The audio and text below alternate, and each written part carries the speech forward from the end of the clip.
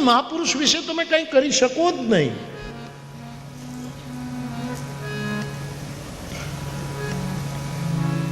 ત્રિગુણાતીત હોય છે, ગુણાતીત હોય છે. રજોગુણી હોય તો તમે કંઈક કરી શકો, તમોગુણી હોય તો એની સામે તમે ક્રોધ કરી શકો, સત્વગુણી હોય તો નમન કરો, નામ કરો ને બેસી રહો.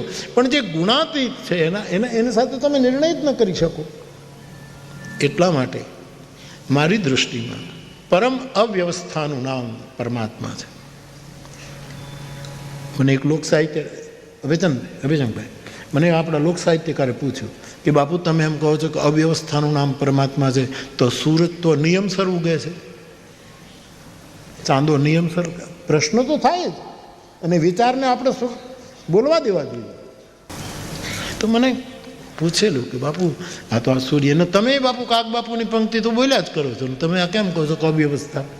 પાછું હું તો કાગ બાપુની પંક્તિ બોલું જ છું બાપુ. આ સૂર્ય ના તો બધું નિયમમાં, વાત એ સાચી છે, નિયમમાં જ ચાલે. સમયસર ઉગે, સમયસર હાથ મેં, બધું નિયમમાં. તો અવ્યવસ્થા કેમ? સૂર્યને નિયમ લાગુ પડે, ઈશ્વરને નિયમ લાગુ ન પડે. ઈશ્વર કાર્ય કારણથી બહાર છે. આ તો બધા એના રમકડા છે સાહેબ. ચાંદો ઉગ્યો, સૂરજ ઉગ્યો, નક્ષત્રો ક્યારે કાંઈ થાય કાંઈ ખબર નહીં. એટલે કબીર સાહેબ કહે સૂરજ મરી હો, ચંદા મરી હો 9 લખ તારા, 14 ભુવનનો કા ચૌધરી મરી હો. આ બધા મરવાના છે.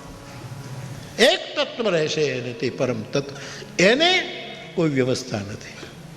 અને એવી પરમ તત્વની વ્યવસ્થા રૂપે જે કોઈ બુદ્ધ પુરુષ આ પૃથ્વી પર આવે છે એને કોઈ નિયમ લાગુ પડતો નથી.